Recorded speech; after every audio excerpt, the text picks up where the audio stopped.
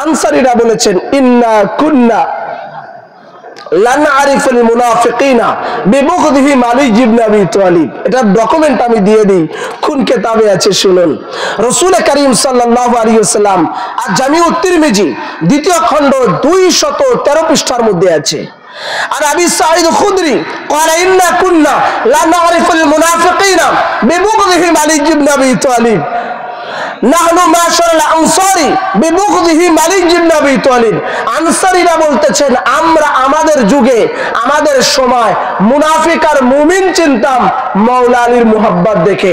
যারা যারা মাওলা আলীকে মুহাব্বত করত, যারা মাওলা আলীকে ভালোবাসতো, মাওলা আলীর মুহাব্বত করত, মাওলা আলীর প্রেমে দেওয়ানা হয়ে যেত, মাওলা আলীর শান শুনে, মান শুনে, মর্যাদা শুনে হাসি মুখ হয়ে যেত, তাদেরকে আমরা মুমিন বলে জানতাম।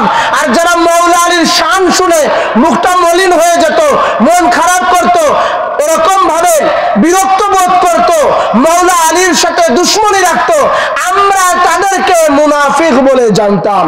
তা মুমিন আবার মুনাফিক কো পহচানা, মুমিন আবার মুনাফিকের চিহ্ন হলো, মুমিন এবং মুনাফিকদের আলামত হচ্ছে হুব্বে আলী ওয়া বুগজ আলী, আলীর মুহাব্বত আর আলীর বুগজ, দুশমনি।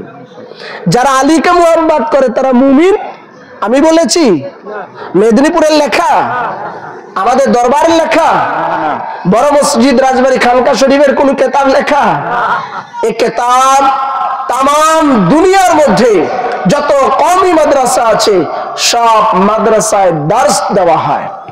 এবং তিরমিজি শরীফ দারুল উলুম দেওবন্দ প্রিন্ট 213 পৃষ্ঠা জিলদে সানির মধ্যে এসছে, দ্বিতীয় খণ্ড। এই কিতাব পড়ানো হয় মাদ্রাসায়, দর্শি কিতাব। যদি কিতাবে না থাকে দেখানোর জিম্মাদারি আমার। আমি মূল মতন কিতাবের ফটোকপি ওটা নিয়ে এসেছি, রুমে রেখে এসেছি বলে, না হলে আমি উঁচু করে আপনাদেরকে দেখিয়ে দিতাম কোথায় আছে লেখা।